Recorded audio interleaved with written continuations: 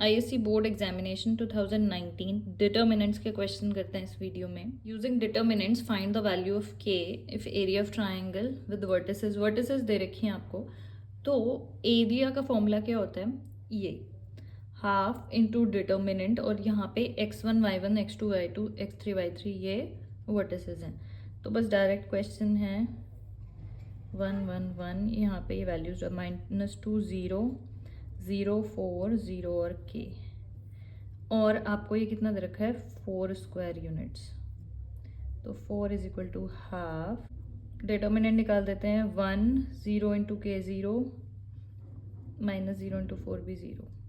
इसका sign change होता है +2 k into 1 k 1 into 4 -4 +0 0 into something 0 ही होता है, तो कुछ लिखने की ज़रूरत नहीं है, 0 ही कर देंगे बस।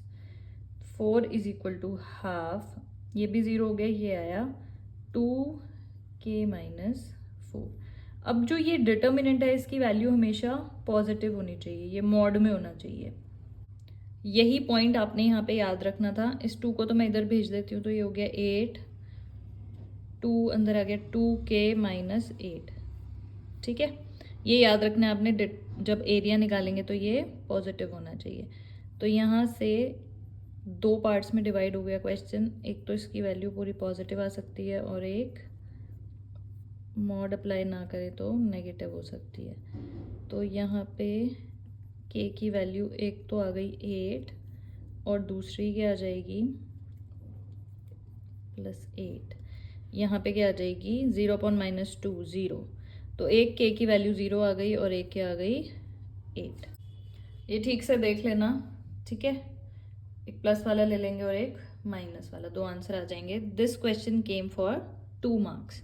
नेक्स्ट देखते हैं डिटर्मिनेंट से क्वेश्चन क्या आया था 2019 में।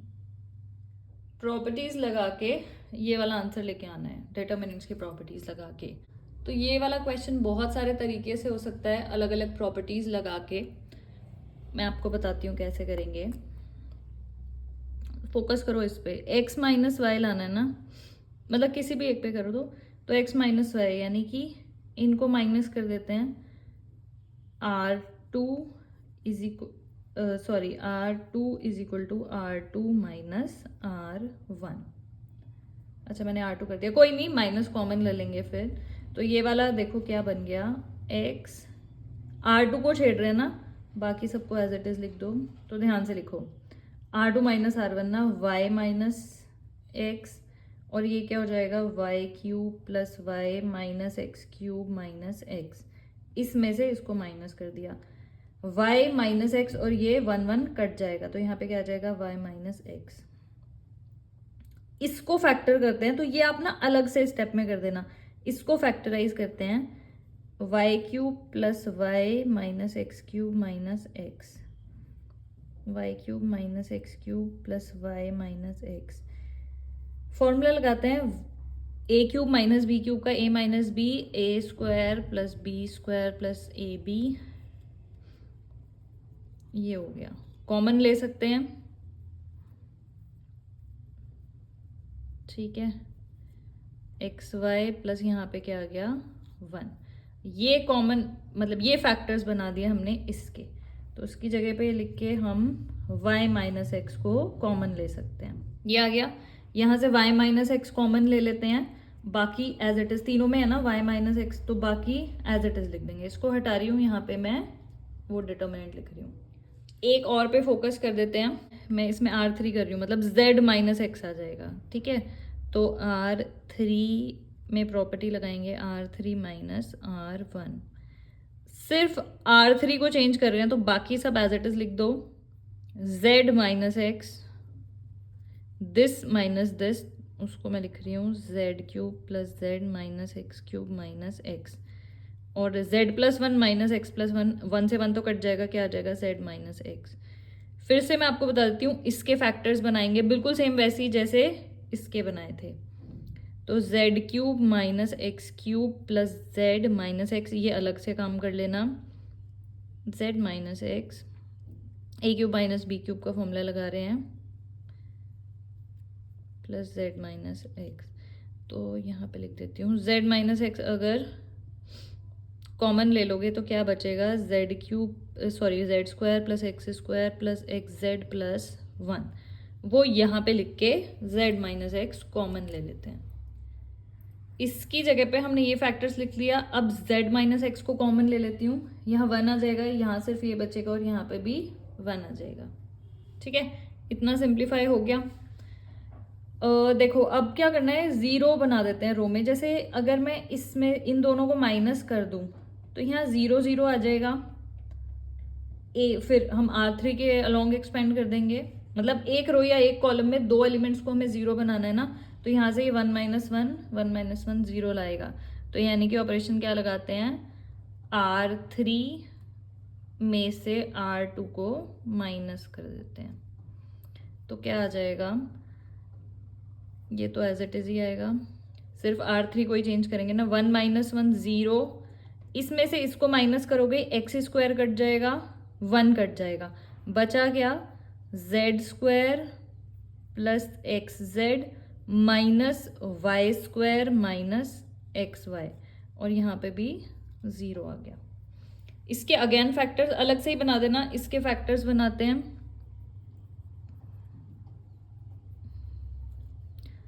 इन दोनों को ले लो तो ए स्क्वायर माइनस बी स्क्वायर क्या हो जाएगा, ए माइनस बी, ए प्लस बी, इन दोनों में से एक्स कॉमन ले लोगे तो जेड माइनस वाई। तो फैक्टर्स क्या बन गए, जेड माइनस वाई, यहाँ पे क्या बचा, जेड प्लस वाई, और प्लस यहाँ क्या बचा, एक्स। तो इसकी जगह पे हम ये फैक्टर्स लिख सकते हैं। ये दोनों को ही कॉमन ले सकते हैं, तो 0 0 है, ये दोनों को ही कॉमन ले लेंगे तो यहाँ 1 आ जाएगा। फिर इसके अलोंग हम एक्सपैंड कर देंगे, z minus y x plus y plus z, ये पूरा ही कॉमन ले लिया तो यहाँ क्या आएगा, सब कुछ सेम, बस यहाँ क्या आ जाएगा 0 1 0। अब यहाँ पे ये रो बन गई जिसमें सिर्फ एक ही एलिमेंट है, तो हम यहाँ पे लिख देंगे एक्सपेंडिंग अलोंग R3 इस रो के अकॉर्डिंग। तो यहाँ पे देखो साइन क्या होता है, इसका माइनस आएगा, मतलब यहाँ पे ये साइन प्लस होता है, ये माइनस का, ये प्लस का, साइन का जरूर ध्यान रखना है। इसको एज इट इज लिख देती हूँ, एक्सपेंडिंग अलोंग R3। तो 0 इंटू समथिंग 0 ही हो जाता है, माइनस 1 इस वाले एलिमेंट को देखो, 1 ये रो ये कॉलम गया, मतलब ये रो और ये कॉलम गया, 1 into x, x minus 1 into x, x और 1 इंटू 1 माइनस 1, मतलब माइनस बाहर है ना तो इधर भी माइनस आ जाएगा, और प्लस फिर से ये 0 इंटू समथिंग 0 ही होता है। तो ये माइनस माइनस प्लस हो गया 1, 1 इंटू समथिंग वही, यानी कि ये पूरे का आंसर क्या आ गया 1। तो फाइनली यही, अच्छा हमें क्या था इसमें, साइन चेंज है, y z माइनस एक्स है, x plus y plus z, इसमें से माइनस और इसमें से माइनस कॉमन लोगे, दो माइनस मिलके प्लस बना देता है। तो फाइनली ये भी क्या आ जाएगा, x माइनस वाई में से मतलब कॉमन ले लिया, y माइनस एक्स में से वो x माइनस वाई बन गया, इसमें से कुछ कॉमन नहीं लिया, इसमें से ले लिया x plus y plus z into 1, उसको हम लिखें ना लिखें फर्क नहीं पड़ता, दो माइनस कॉमन लिए तो वो +1 बना दिया, तो हेंस प्रूव्ड, यही हमको लेके आना था। तो ज़रूरी नहीं है कि यही वाले स्टेप्स फॉलो करके आप इस क्वेश्चन को करो, प्रॉपर्टीज़ आप कोई भी कहीं पे भी कुछ भी लगा सकते हो, जो भी आपके माइंड में तब स्ट्राइक करता है। यही दो क्वेश्चंस आए थे 2019 में। Thank you so much for watching.